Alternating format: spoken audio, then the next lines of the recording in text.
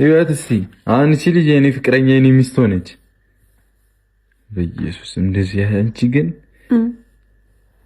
ምንም አልልም፣ ተሳክቶልኛል። በቃ ምንም ምን ያልልም። እግዚአብሔር ለምን አከራያችን መጥቶ ያስወጣንም ከፈለገ አሁን እግዚአብሔርን የመሬን ነው። እንኳን ደስ አለህ። ማመን አቃተኝ የህልሜ ንግሥት የኔ ያረገውና ብሩህ ቀን መጣ ሕይወት ሊታደስ ባንቺ እንደገና።